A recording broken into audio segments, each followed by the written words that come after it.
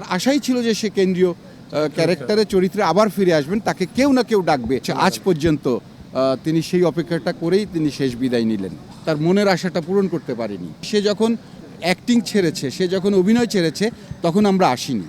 আর হচ্ছে যে তারপরে উনি আর অভিনয় করেননি, কারণ সে সেইভাবে বললাম তো যে তার আশাই ছিল যে সে কেন্দ্রীয় ক্যারেক্টারের চরিত্রে আবার ফিরে আসবেন, তাকে কেউ না কেউ ডাকবে।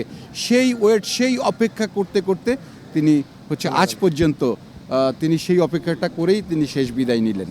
আসলে আমরা কেউ তাকে ডাকিনি, তাকে আমরা কেউ আসলে সেই তার মনের আশাটা পূরণ করতে পারিনি।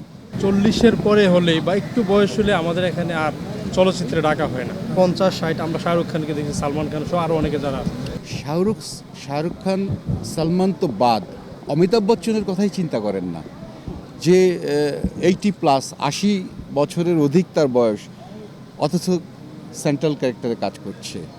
তো বিষয়টা হচ্ছে যে আমাদের ইন্ডাস্ট্রিটা সত্যিকার অর্থে যেই আশাটা উনি করেছিলেন, যে উনি কিন্তু যখন কেন্দ্রীয় চরিত্রে অভিনয় করতেন, তিনি যখন নায়িকা হিসেবে কাজ করতেন, তারপর তখন যখন নায়িকা থেকে তিনি হচ্ছে তার কাজ কমে গেল বা কাজ বন্ধ হয়ে গেল অ্যাজ এ নায়িকা হিসেবে, তখন কিন্তু বহু অফার পেয়েছেন তিনি ক্যারেক্টার আর্টিস্ট করার জন্য। সে কোনোদিনও করে নাই।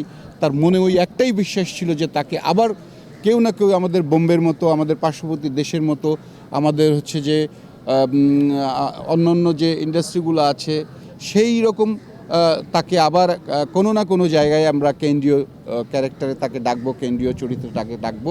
সে সেখানে মন খুলে অভিনয় করবে, যার জন্য সে কোনো দিন পার্শ্ব চরিত্রে অভিনয় করেনি, মৃত্যুর আগ পর্যন্ত সে করেনি। সে নায়িকা ছিল এবং নায়িকা হিসেবেই সে বিদায় নিল। তার মনের আশাটা আসলে সে পূরণ করতে পারল না।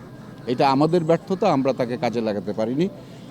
আর হচ্ছে যে আমাদের আসলে সেইভাবে পরিবেশটাও গড়ে ওঠেনি। আমাদের দর্শক বলেন, আমাদের হচ্ছে যে আমার নির্মাতা বলেন বা প্রযোজক বলেন, আসলে আমরাও সেইভাবে আমাদের মেন্টালিটিটা গড়ে ওঠেনি।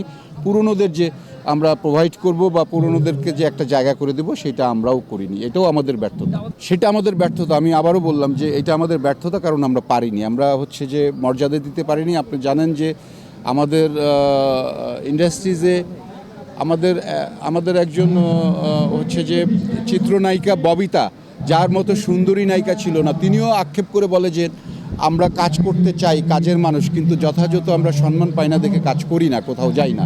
সো এটাই আমাদের ব্যর্থতা, আসলে আমরা সম্মান দিতে পারিনি।